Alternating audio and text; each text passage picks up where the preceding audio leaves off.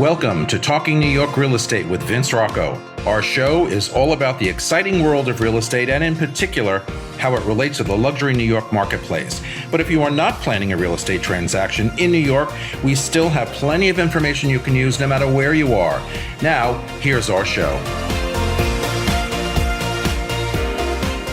Hello, everybody. I would like to welcome my listeners and viewers in the United States and all around the world. I am Vince Rocco, and it is Tuesday in New York, so let's go behind the headlines and get the real story. Today, we are talking about the National Association of Realtors Commission settlement. But first, this is Talking New York Real Estate, state of our industry. And up front today, all over the place, in March of 2019, home sellers filed a class action lawsuit against the National Association of Realtors and other real estate firms, alleging that they conspired to violate antitrust laws. The lawsuit focused on NAR's commission structure and practices, including the practice of tying. Tying is where the seller's agents set the commission paid to buyer's agents when a home is listed. NAR required listing brokers to communicate an offer of compensation. Home sellers were required to pay inflated buyer broker fees. Price competition among buyer brokers was restrained. Buyer broker commissions were kept between 2.5% and 3%. Then, in March of 2024, NAR announced a $418 million settlement to resolve more than a dozen of these lawsuits, with the agreement requiring sellers' agents to no longer offer compensations or commission to buyers' agents. NAR admitted to no wrongdoing in the settlement, but said its goals were to protect consumer choices and release liability for its members. The settlement is expected to encourage innovation in our real estate industry. Also today, the policy changes agreed to by NAR leadership were reviewed and updated to eliminate and prohibit any requirement of offers of compensation on the MLS systems between listing brokers or sellers to buyers brokers or other buyer representatives. The MLS systems are to eliminate all broker compensation fields and compensation information on the MLS. The new policies also require compensation disclosures to sellers and buyers, and requires MLS participants working with the buyer to enter into a written agreement with the buyer prior to touring a home. We will discuss and we will have all that and so much more as Talking New York gets underway on this Tuesday morning. And in the news this morning, after a weaker than expected July employment report, recession fears started spreading like wildfire. Stocks plummeted last week with the Dow down 600 points, while the jobs data was the match that lit the fire. There were other reasons for the panic. Disappointing economic data released showed the highest level of weekly jobless claims in a year and an eight-month low in manufacturing activity. And the Fed didn't cut rates like they were supposed to at a meeting earlier that week. There were concerns about corporate earnings and stocks, especially certain tech stocks, being overvalued. Things finally calmed down, and markets then took off the following couple of days, after weekly jobless claims came in lower than expected. So, what have we learned this past week? The stock market is ridiculously sensitive to any better than or worse than expected data. While it's normal to panic when stocks are tanking, that is not the time to start selling. Decisions made out of fear are always wrong. And flavors from around the world will converge on Times Square next month. For the first time since 2019, the Times Square Alliance will host Taste of Times Square, an outdoor food and music festival featuring over 25 restaurants with diverse cuisines. To bring side street restaurants to the heart of the bustling district, the festival will set up at the Broadway Plaza and Duffy Square between 45th and 48th Street. The event takes place on Monday, September 9th from 5 to 9 p.m. And here's a good one. Outdoor dining, as New Yorkers have come to know it, may be over. New York City restaurants with roadway and sidewalk dining setups, COVID shacks as I call them, that did not apply for the city's new program by August 3rd deadline must now remove their structures, many of which have been in place since 2020. According to the Daily News, about 2,500 restaurants, or about 15% of the roughly 13,000 restaurants that had utilized outdoor dining, have applied to keep their al fresco seating. The huge decline in participants in the program, which helped keep restaurants in business during the pandemic, comes after the city approved new guidelines to make the program seasonal. This requires restaurants to disassemble and store the structures during the winter, in addition to new fees and design requirements. And when choosing between a co-op and a condo is a significant decision for all home buyers in New York City, with each option offering unique benefits and challenges. Co-ops, where buyers purchase shares in a corporation that owns the building, often provide a more affordable and community-focused living experience, but it comes with strict board approval process. In condos, they offer full property ownership with greater flexibility in renting and selling, although they typically come at a higher cost with increased closing expenses. You should learn about the key differences among these property types in New York City to find out which best aligns with your lifestyle and financial goals. And with me at the table today are Richard Haggerty, who is the CEO of One Key MLS, Michael Holt from Compass, Kyle Klaus from Prestige Properties International, and Pierre DeBoss from Romer DeBoss Law. All right, everybody, we are back. And listen, breaking news this morning, we're talking about the NAR Commission settlement, and we're going to get all into that. But in my email this morning from Inman News, okay, Michigan real estate brokers file an antitrust suit against the National Association of Realtors. And in that lawsuit, it claims that membership requirement in NAR, their state realtor association, and a local board of realtors is an antitrust violation. They're trying to backpedal out of the settlement. In a lawsuit filed on Monday, by Douglas Hardy, Glenn Champion, and Dylan Tent in U.S. District Court for the Eastern District of Michigan, the plaintiffs claim the requirements that all realtors and brokers in Michigan can be members of NAR, their state realtor association, and a local board of realtors, and it represents an antitrust violation. In the suit, plaintiffs allege that the compulsory membership in these associations is a violation of antitrust laws, as well as an example of economic coercion, unfair restraint on trade, and conspiracy. All I can say to that is, here we go again. Mm-hmm. All right, so listen, guys, if that's breaking news, you may have seen it in your emails this morning, you may not have. Adds another level of complexity to, what we're going to talk about today, or what the settlement from NAR is all about. Look, as I was saying to the guys off camera, this too shall pass. We will get beyond this. We will figure it out. We have to be patient. It's not like we've never had regulations or changes in our industry before. I'm in this business 22 years. We've had more changes than I care to even remember. We will work through it. But Richard, let me start with you, okay? Can you share your thoughts? You work at One Key MLS, huge real estate application. Share your thoughts on this settlement on broker commissions, just in an overall picture for us, and then we're going to kind of break it down with everybody. Sure. Thanks, Vince. First off, I think that the National Association of Realtors doesn't get enough credit for the settlement they negotiated. You go back to the verdict in the Sitzer-Burnett case, and it was ballpark 1.7, 1.8 billion because it was an antitrust case, treble damages, so you multiply that by 3, so it took it over $5 billion, 5.3 thereabouts. And it wasn't just that case. It was all of the copycat cases that launched right after it. That is still ongoing, by the way. Well, some of them are ongoing, but some of them actually were resolved because of the settlement. In fact, most of the seller-based lawsuits, copycat lawsuits, were resolved once the settlement is actually approved, because that approval has not happened yet. So when you look at the scope of what they achieved, $412 million is a lot of money over 4 years, but it still is a lot less, and it's covering numerous lawsuits. And it's also protecting millions of agents, 1-point-something million agents. There are some caveats to that. Any agent or firm that in 2022 had over $2 billion worth of residential transaction volume were excluded. I think every firm now that falls in that category, for the most part, have reached their own settlements. But I think what NAR achieved really is, from my perspective, very important. And it really provided surety where we could still have all this confusion continuing. So if you look at the dollar amount, they deserve a lot of credit. I agree with you, because I do remember seeing some of those larger numbers. But there are people out there, there are agents out there, whether they're members of NAR or not, that say, they caved, they gave in, they should have fought harder, and maybe they could have erased it completely. Thoughts on that? So my thoughts on that is you have to look at what antitrust attorneys make per hour. Well, there you go. It would have been tremendously expensive to fight, not just to take that Sitzer-Burnett case on appeal, and also to defend against all those copycat lawsuits.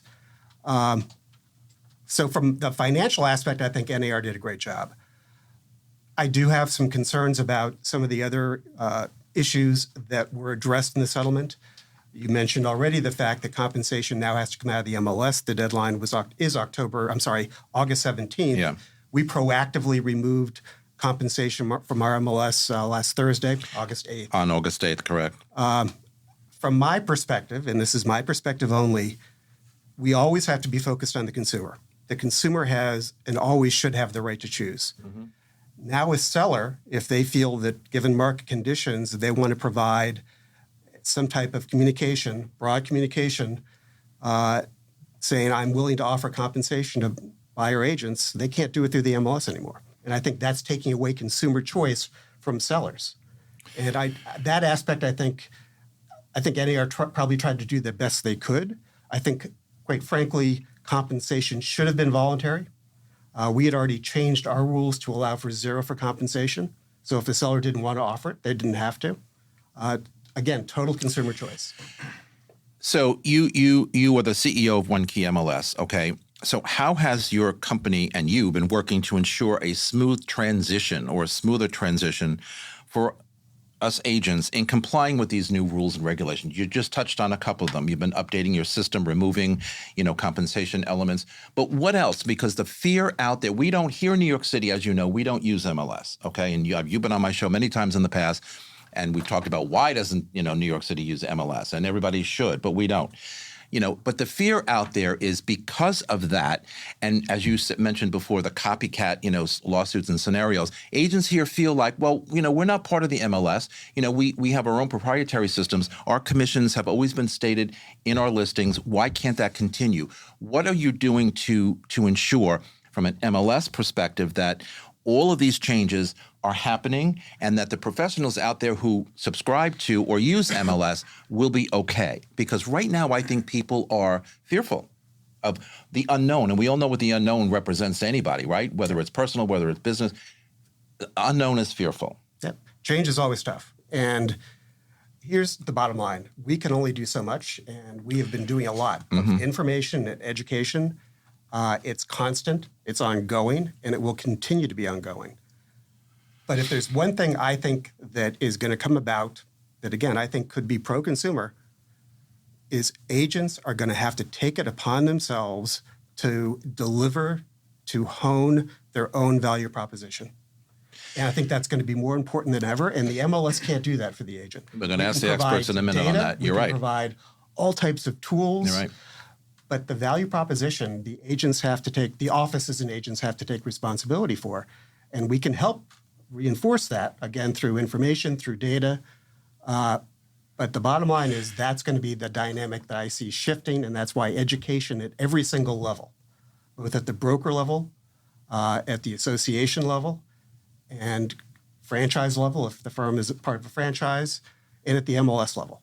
Just reinforced education as to what the options are, how to deliver the information. But at the end of the day, it falls on the individual agent, and education is going to be more important than it ever has. Richard, that is so spot on. I 1,000% agree.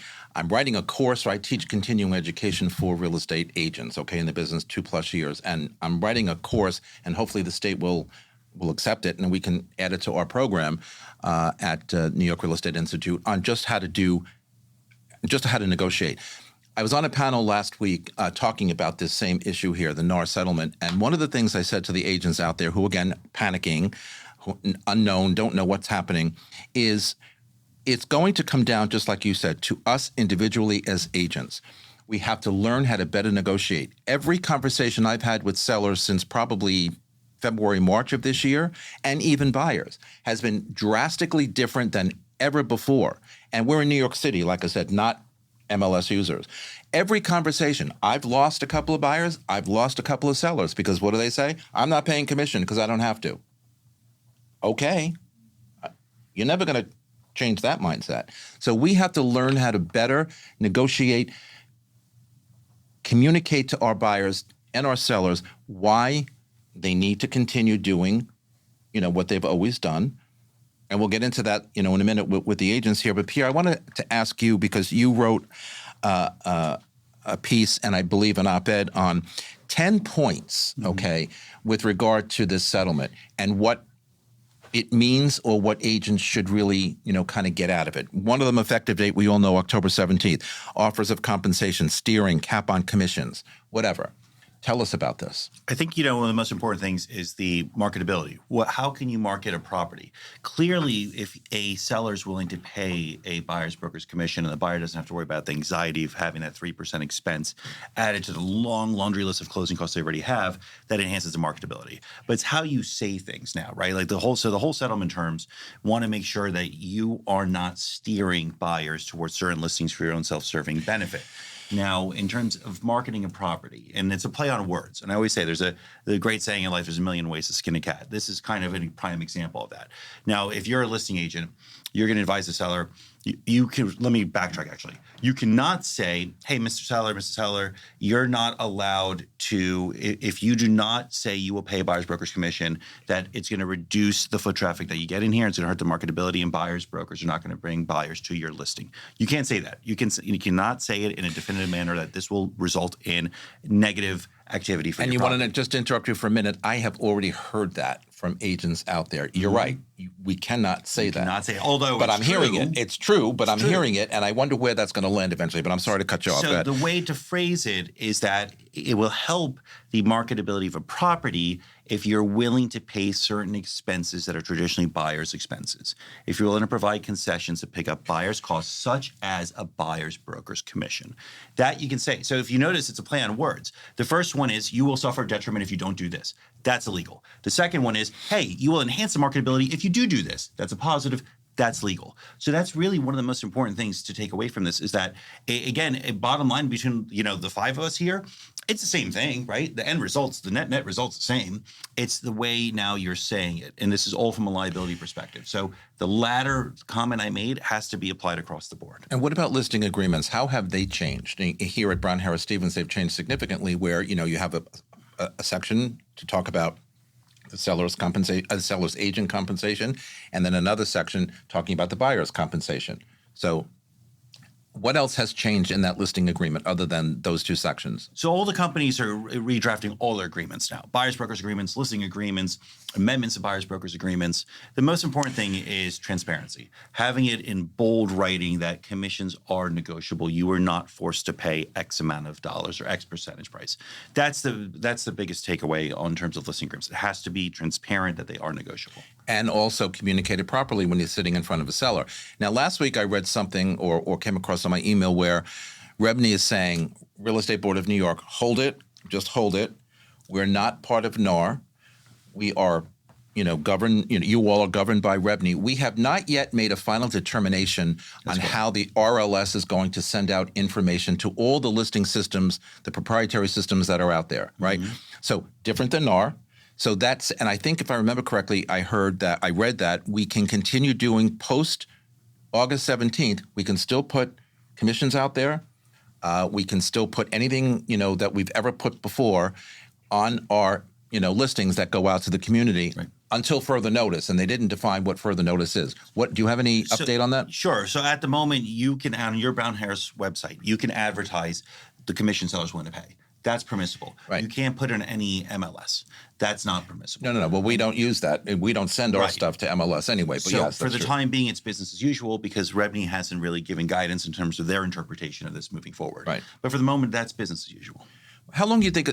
How long do you think it's going to take for Rebney to kind of get their act together and come up with? I know we all have the same reaction to come up with, a lay of the land. How are we going to do this going forward? I was just shouldn't be that difficult. I was speaking with them this month. I can't imagine it's not going to be. You're not going to have some guidance by September, mid-September, end of September.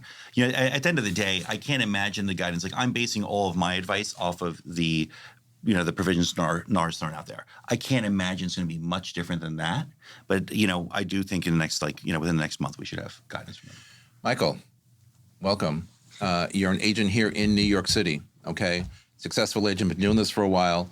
What are your thoughts from an agent perspective? And we'll talk a little bit about, your interactions with buyers, with sellers these days, how they may have changed, how they've not. But just as an agent, what are the first thoughts that come to mind with, here we go again, another requirement, another regulation, another change. I don't know that I'm ready for this. Yeah, well, first of all, Vince, thanks for having me on.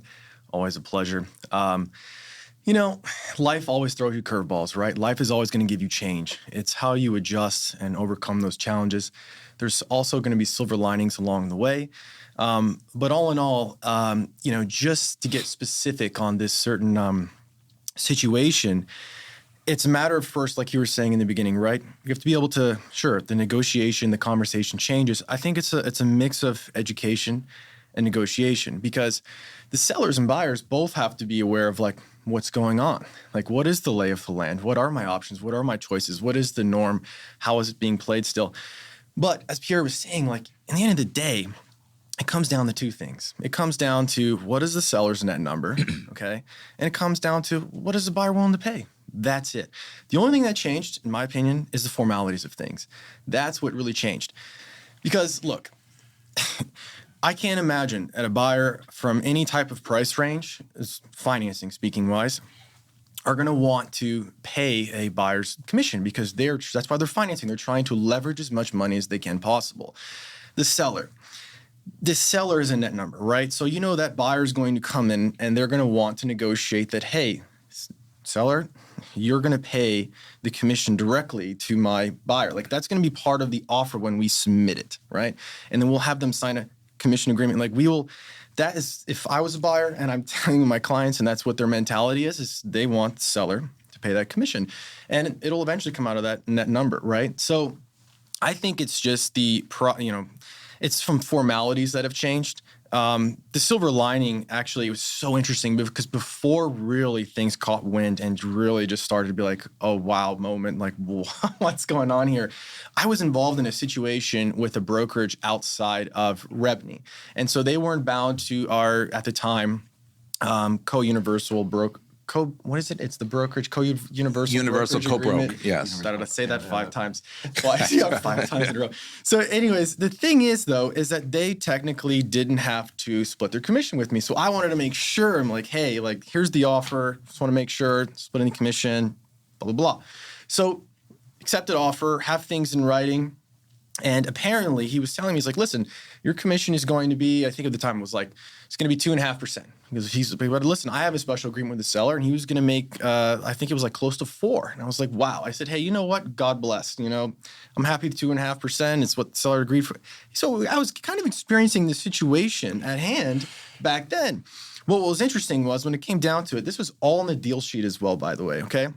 When it came down to like contract signing and confirmation, like, we're under contract now. Seller goes, wait a minute. I didn't agree to pay this much in total commission. Where's that in writing? And so I'm like, well, hey, it's in the deal sheets and your broker's email. Seller's like, well, I didn't sign anything. I'm not paying that commission. I said, you got to be kidding me. So I'm just like, oh my gosh. You know what it came down to? It came down to what was in the listing agreement. And it was actually paying me 3% and the selling agent 3%. So there's a total of 6, right? And that's the way it ended up going down. It wasn't anything else. So just to fast forward where we are today, what I think is a silver lining is that it's going to be crystal clear who's paying what and how much, right? So I think that is the silver lining there, is that you're going to have, there's not going to be those type of instances where all of a sudden you're wondering like, oh, wow, am I being paid a commission and how much and by whom? So I think that does help. I do think that in the end, it's still going to go down for the sellers paying it. I think you're going to have your biggest challenges when the markets are super hot and very competitive. And I also think that if it's a cash buyer, then it's just, it's not as much as pertinent as the seller paying as when there's financing, right? Because in the end, it's all cash. So it's all cash. All right, we got to take a quick break. We're not going anywhere. We've got so much more to talk about. This is Talking New York Real Estate on the More Network. Don't go anywhere. The Everset provides full-service staging and furniture rental solutions in the New York area. For more information, please visit us at staging.theeverset.com or email us at staging@theeverset.com to request a free proposal.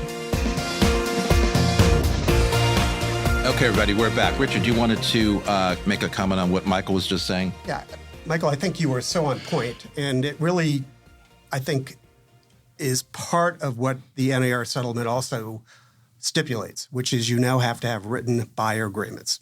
So if you're going to intend to collect any compensation or the potential of collecting compensation from the buyer, you have to have a written agreement. And prior to the settlement, quite frankly, the cooperating broker, especially buyer agents, were at the mercy of whatever was going to be offered as compensation. And now you have a degree of control over your compensation as a buyer agent through your written agreement. And I couldn't agree with you more. What the seller needs to focus on and what the listing broker needs to help the seller focus on is their net. That's the bottom line. That's it. Not who's paying what, is what are they going to net out. But having a clear buyer-broker And that's always been a conversation agreement, with sellers anyway. Exactly. Having a clear buyer-broker agreement that delivers that value proposition in writing where you're able to say, these are all the things I'm going to do. I think your example is just dead on. And to that point, one of the things I neglected to mention to Pierre when I was talking about REBNY not making a formal change to the policy here, REBNY is also saying that we don't have to have buyer agreements signed right now. That's part of what the delay is, okay? So we can continue to, in New York City, we can continue to do business as usual without a buyer agreement. We will get to that once they make their final declaration as to how we're going to proceed and go forward. But right now they're saying we can proceed post-August 17th as usual. Kyle, let me ask you. Kyle runs an international company based in our Gold Coast, 6th borough, the Gold Coast of New Jersey, and here in New York City and elsewhere. Let me ask you, because your firm, your agents work primarily off of an MLS system. What is the feeling that they have right now with removing commission data, removing lots of other things, and yet what kind of conversations are they having with sellers and buyers? Are they becoming more difficult?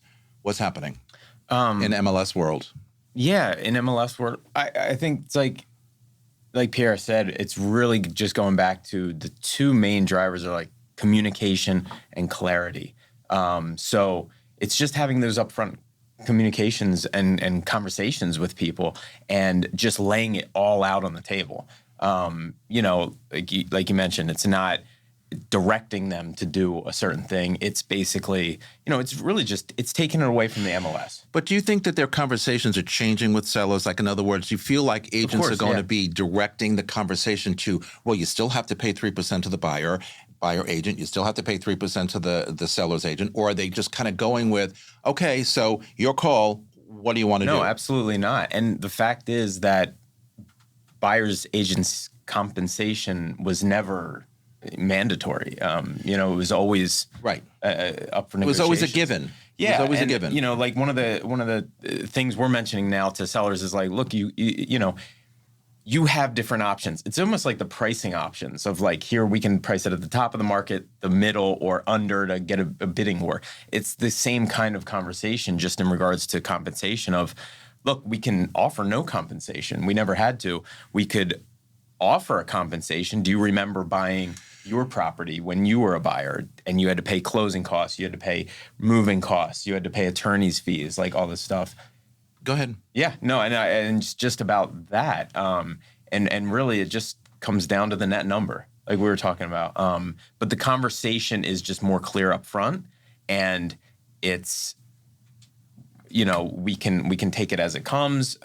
It's like going into a store, a department store, and you see this luxury brand and this luxury brand, but this luxury brand is 30% off. It's kind of like, which are the buyers going to go towards which product? Well, and getting back to what Pierre said a little while ago, we cannot legally say, if you don't give a buyer's broker a commission, they're not going to show your property and no one's going to come and blah, blah, blah. That's true. Mm-hmm. But reality says, okay, Mr. Seller, Mrs. Seller, you ain't going to get showings and you're not going to get visitation because no one's going to come and show your property, period. What do you do with that? How do you explain that, right? You have to explain that somehow, because I had that situation and I'm like keeping my mouth shut, but I'm like, and he said to me, well, so how do you think this is going to affect visitation? I said, it's going to. And that's all I said. Right. It's going to. Yeah. And he still said, I'm not paying a buyer's broker. I said, okay, I'm not the agent for you. Bye. Mm-hmm. Mm-hmm. It's hard for me as a broker to educate my agents to make a certain statement and not just leave it open for them. So to be more so, I would say mention something like, look, if you are hard pressed about not paying a buyer's agent commission, we're going to field offers. We're going to see how the action is. You know, we can, just like a price adjustment, we can negotiate that in 2 weeks' time, in a week's time. So that's kind of how we're handling it. Pierre, I wanted to ask you too, because based on that comment. So, you know, you're a very successful law firm dealing with lots of clients every day, every week, whatever.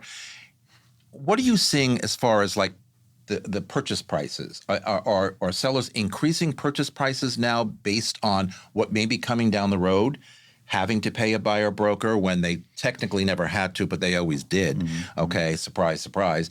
Do you see anything changing on the price side of listings? At the moment, no. Nothing's changing because I think a lot of this is that the consumer's not fully up to speed and aware that this has gone into effect. So I think in the next 6 months, we're going to have a huge transition in our marketplace. I think to your point, you know, market conditions in a seller's market, they may get cute and say, hey, you know, I got enough demand coming to my property without having to offer this concession. I'm not going to do it. I think that we'll really know the answer to that 6 months from now. But so far, you know, every buyer or seller I've spoken to, none of them are really, you know, think twice about this. It hasn't been a topic of conversation. Michael, so, you know, the Street Easy effect, as I've been calling it for, I don't know, 15 years or whatever. Everybody's on Street Easy. Everybody loves Street Easy. How is that going to affect the buyer agent pool out there when we already have a struggle with Street Easy when buyers can go out there and search on their own? Is that going to increase? Is that going to knock out a buyer's broker completely?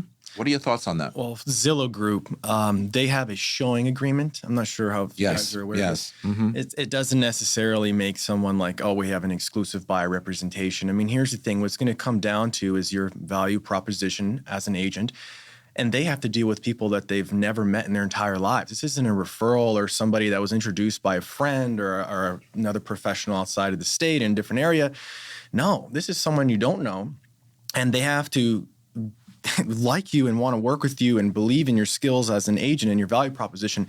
I was just going to want to rewind, and this kind of proves my point here, because if you look back before all this was happening in place, I mean, didn't you get calls from people, or every now and then you run into somebody that just says, hey, you know what?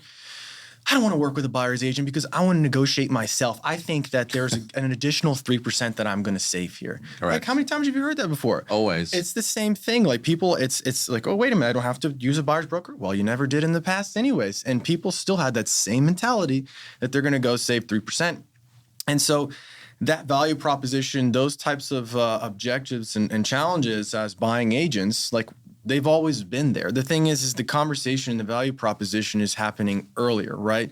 But when you meet somebody, you don't just go, hey, nice to meet you. Oh, by the way, this is what I charge. And if you don't want to work with me, you know, it's like, no, like, we're going to meet, we're going to consult, we're going to find out what's your motivations in wanting to buy, what are your pain points, and, you know, how I might be able to service and help. And you go down the line, and then you get to the buyer's compensation and how everything is structured and how everything works.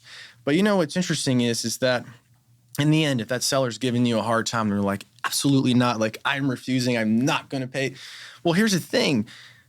Majority of all the transactions have buying agents. I mean, how many deals are you seeing across your desk that don't have a buying agent attached to it? Good question. The vast majority Good have question. them. Why? Because there's a damn good reason for it. Yeah.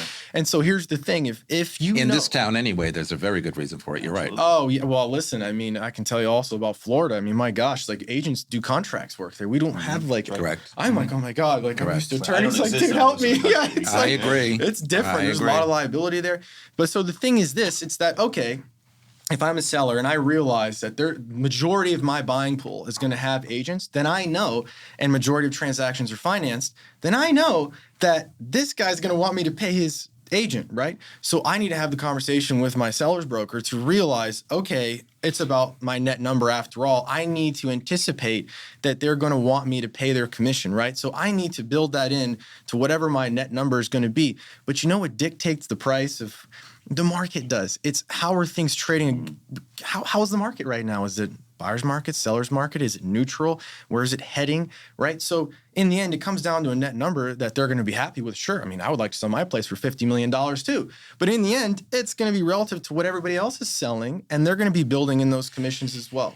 And isn't that a conversation that we love to have with our sellers when they think they have gold in their walls, right? I should get $100,000 more because I did this and I did that. Okay, really? The golden toilets are my favorite. The golden toilets. Well, you know what? Nobody wants it, so take it with you. And Vince, think about the extra work a listing broker has to engage in if they're working with an unrepresented buyer. Correct. I mean, that's a tremendous amount of hours and work and walking that fine line to make sure that you're not deviating from advocating for your seller client. And I think there's got to be some conversation with your seller client about what compensation you should deserve if you're working with an unrepresented buyer, because you're doing a lot of work.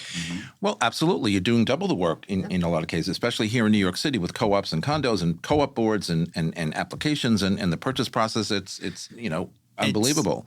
Sorry to jump in here. You make a great point. And honestly, it's all something we've been dealing with, right? But now it's clearly itemized like, okay, if a buyer comes in without a buyer's broker, this is what you would pay. So it's very, very clear. Back in the day, maybe not as much, but still people always are like, oh, hey, if they don't have a buyer's broker, will you reduce your commission? Like that conversation did happen. But here's the thing. Absolutely. It's more than that.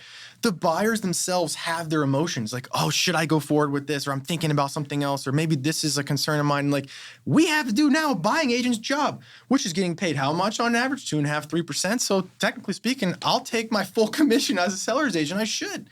I mean, I'm not having to go now and show the buyer a bunch of places, but still like, it is not just my duty to, my fiduciary to represent my seller in their own best interest. Like, sure, that's a given, but now I'm having to do a lot of extra work and wearing multiple hats as a therapist and all these other things to the buyer just to get them bartender to the table. Like, it'd be better to work with a professional, and not to mention to negotiate as well. But I don't want to ramble on there. But good. No. You're right. But Richard, let me ask you first of all before I ask you the buyer agreement question.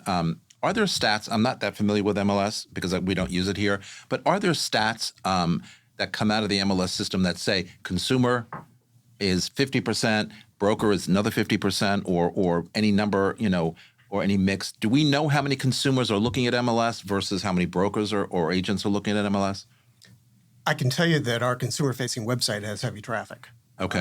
And so just like Street Easy, they're searching on their own. Yeah. Okay. Now, we don't have the deep pocketbooks that Zillow has or Homes.com has. Homes.com is engaging in a massive advertising effort right now. But we do feel that it's good to have choice, and it's good for those leads to flow back to the brokerage community directly with no strings attached. So we firmly believe in a consumer-facing website really creating choice in the marketplace. I do want to emphasize that it's not just the lawsuit. We have this other little entity called the Department of Justice that we Can't have forget to them. Be very aware that they have their own agenda, and they're not coming out and just advertising what that agenda is. It's more of a cat and mouse game. Didn't they first not want to deal with this lawsuit and then coming back into the mix? Is that what I read recently? I'm not quite sure. I'm going to defer to Pierre, but it seems as though every lawsuit where NAR has taken a position, the DOJ has now taken the opposite position. Right. They've Thank come you. out Better with said. That's what I meant. filings that are clearly. I mean, one thing that I'm a big believer in is if you participate in MLS, you should put your listings in the MLS. And I firmly believe that because I think it's pro-consumer. Yeah. If consumers have to go searching through multiple websites, that's not going to benefit the consumer. For the DOJ to come out and say they feel that that's anti-competitive, I don't see where they're coming from with that position. And I think we have to have an honest, open conversation about that. I think the other thing that we need to do, and Pierre and I were talking about this off camera, is we have to start to control our own narrative as to the value we bring to the consumer in the transaction. Absolutely. Right now, it's being controlled by folks who are anti-agent, from my perspective. And we can't lose that argument. And every day, the headlines come out, consumers feel this, consumers feel that, and we've got to get in front of that narrative. Well, and like I say all the time, the press, and the word on the street, especially here in New York City, I mean, it spreads like wildfire, as I mentioned in the opening. I mean, look, people are going to latch onto something that make them feel comfortable or latch onto something that's going to save them money. I've said for 22 years that I'm in this business, unlike probably any other industry, everybody's always got their hands in our pocket. Everybody always wants to take money away from the agent.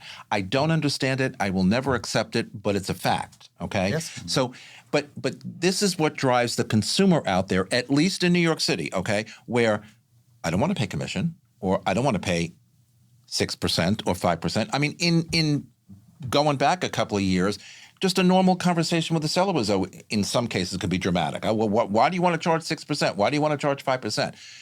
Because it is what it is. I mean, just to simplify it. But we've always struggled with that. All right, we've got to take another break. We're coming right back. Quick break. This is Talking New York Real Estate on the More Network. Don't go anywhere.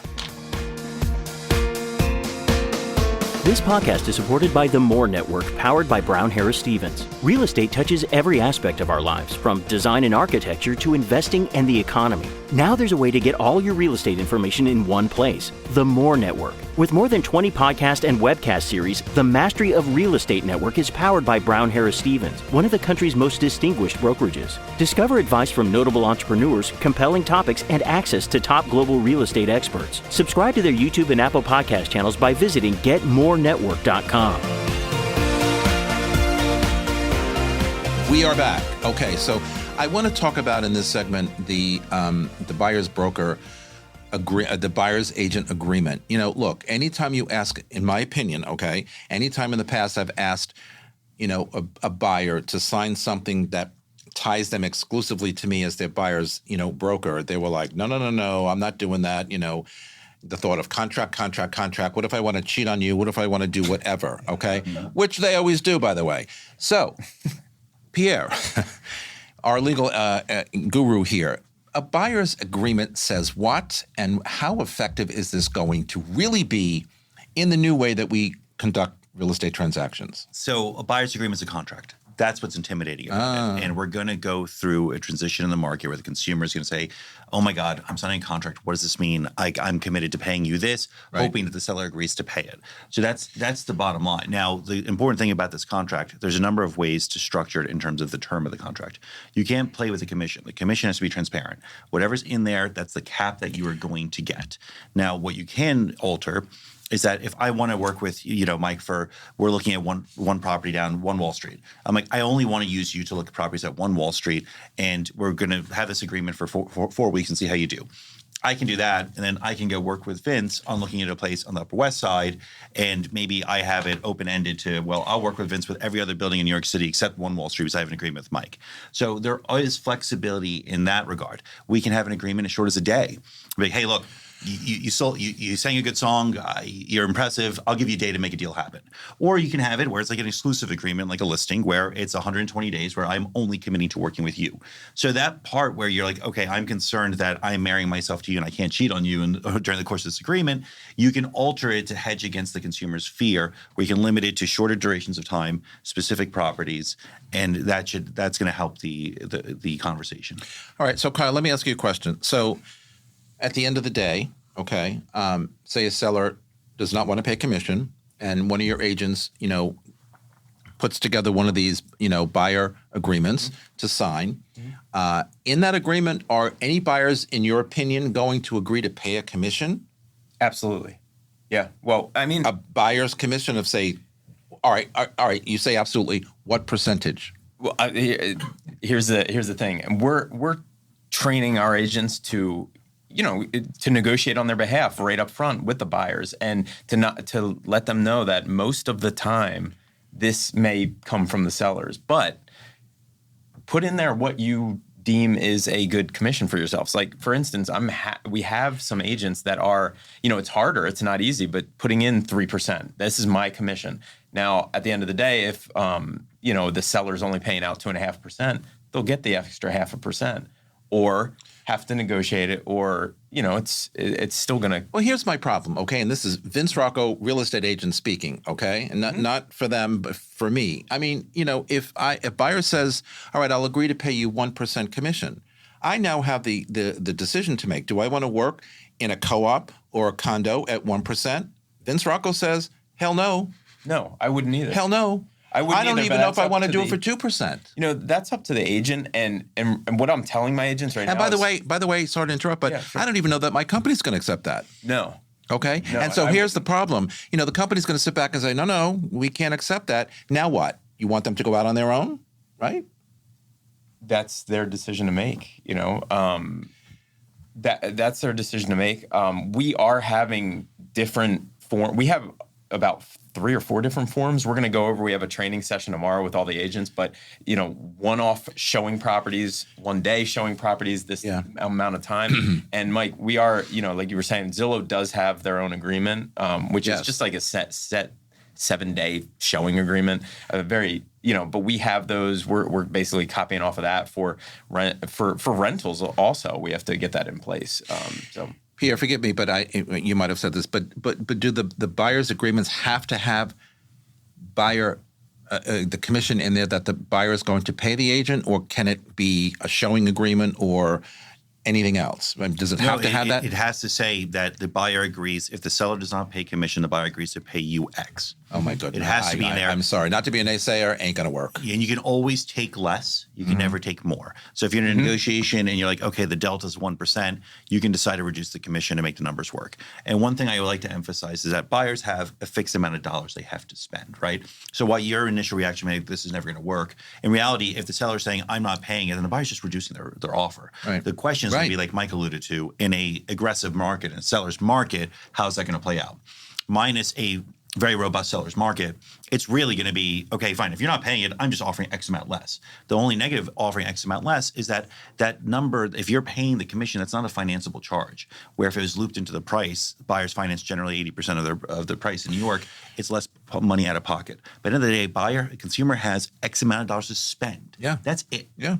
Yeah. But it does come back to choice. And we've talked about value proposition, and both on the listing agreement as well as the buyer-broker agreement, it states in bold language, commissions are negotiable. So everybody, both consumers and agents, get to have choice. You get to have choice as to what you are going to charge for your fees. Yeah. The consumer gets to have choice as to what they're willing to pay out. And I think that's the important thing. There is no set commission.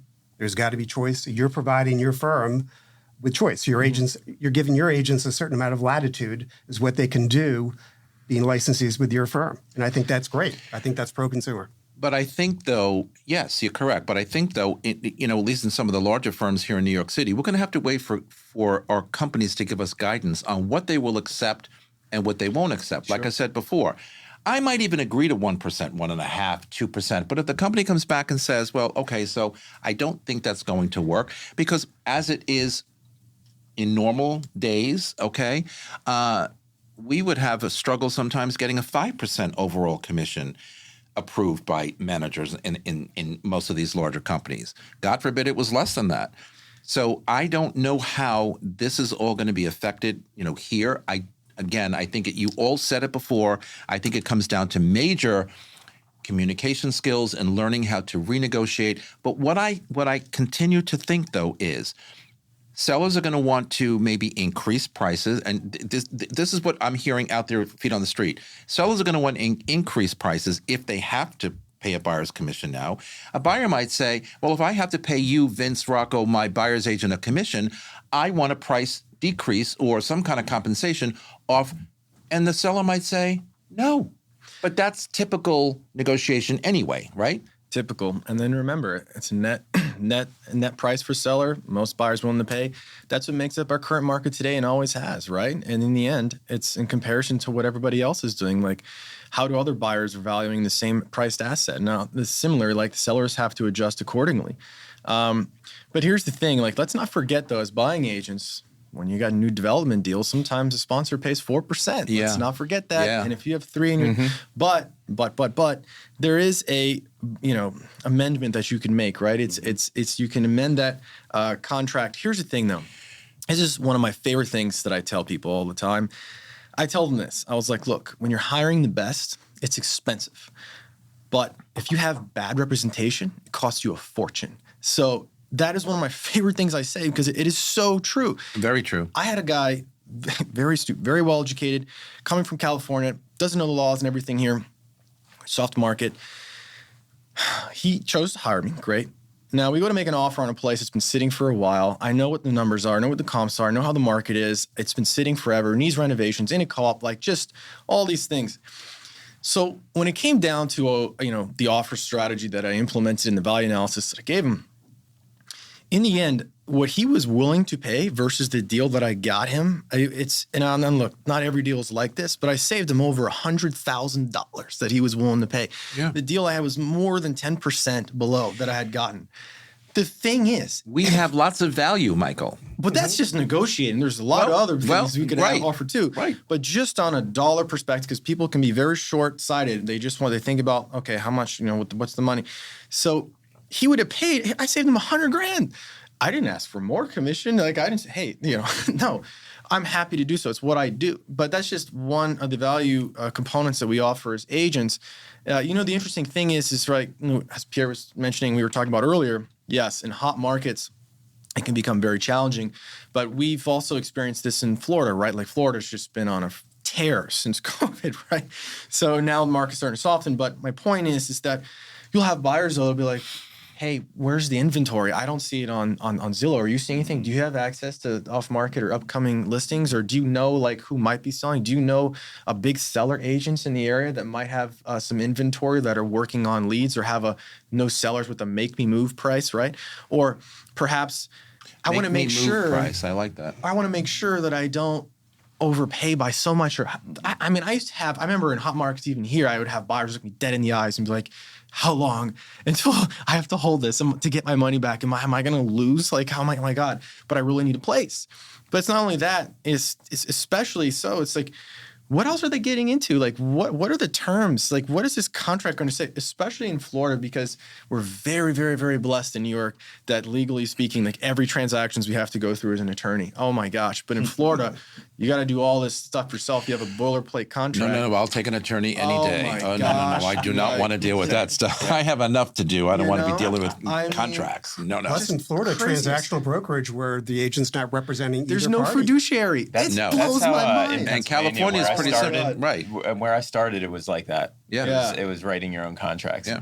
But I'll mention something about Pennsylvania. Like I started 16 years ago, and when I did first get licensed, they trained us to sit down. Hey, come into my office. Let's grab coffee. Here's my consumer information statement. Here's what the agency relationship is. Here's what I charge, blah, blah, blah. It was just always paid by the seller, but you still had that conversation. I remember moving up to the city and being like, whoa, this is like the Wild West. And that was, everything from 2008, 9. It was like, you don't talk about it. You just kind of go. You go show the home, and then it's just understood you're going to get paid. But this is that's the thing. It back. It's understood that you're going to get paid. So my question always is, and then I'm hearing this. People are asking me this. What then becomes the value proposition?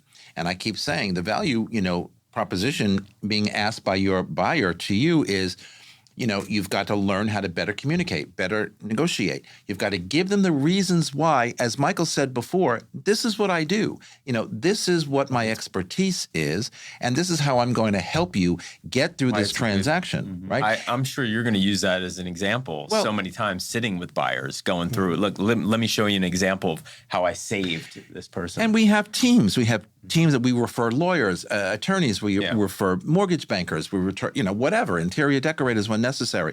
We work, as groups of people, real estate advisor, thank you, to give you the best served service that we can give you. Richard, I understand that you have a new website coming out. Tell us about that quickly, and what is it going to do by way of all these changes we've been talking about? Sure. So we recognize there's got to be multiple ways that people learn. So we have to figure out how we can take advantage of all those different ways people learn, distill them into one location, one site. It's a corporate site. We're incorporating a knowledge base into that site. So if they have a question about any of our products, we have a product called Cubicasa. You walk around the room, the whole layout of the apartment with your phone. Within 3 minutes, you have a floor plan with square footage. So we want to develop that resource that agents can go to regardless of their question. And we want to supplement it. I mean, Pierre's been involved in an endeavor to really create great learning more along the lines of continuing ed. We're not interested in that at all. We're interested in product, in tools, in helping show the agents how those tools can help them succeed. help them make more money, help them have better relationships with their clients. I don't think such a thing really exists so far in terms of something that's really easy to use. And our goal is also to have this be really super easy to find stuff. How often do you go on a website? It takes you a half hour. I mean, it keeps you sending it to documents that existed 20 years ago. Yeah. So our whole focus with this new website is ease of use, giving you the information, the knowledge you need when you need it. Closing remarks. All right, if you give me On the spot. I will say this: any real estate agents, brokers out there, we did just launch, in the city pretty recently, but we are looking for good agents. So if I could just make that plug out there right now to, full on training, guidance for what we're dealing with right now, and lead generation and just teaching and training. Quick question. When you're interviewing for new agents, whether they're here or in New Jersey or any of your offices, are they agents asking about the settlement, or it's not coming up?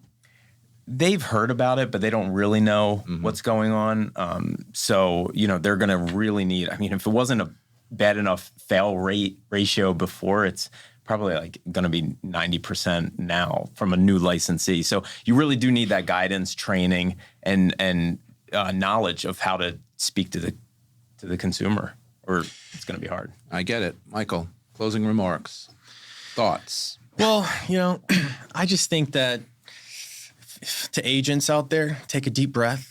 Most companies are putting out really good education and training out there. The MLSs, everybody else has them. The tools that they have are incredible. I'm always blown away by some of the tools the MLSs have. It's amazing. So I think it's awesome that you're kind of combining that within a resource for agents to have.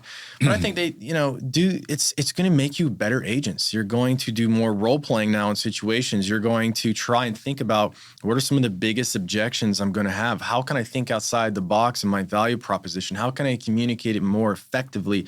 So I think it's going to make you better agents. And also I think it's going to weed out some competition as agents, like people that are just getting their license and they just oh yeah, hey, look, I have my license. It really just becomes aware as a buyer just to say I feel like I'm signing a contract to hire this person. Are they really qualified to represent me here?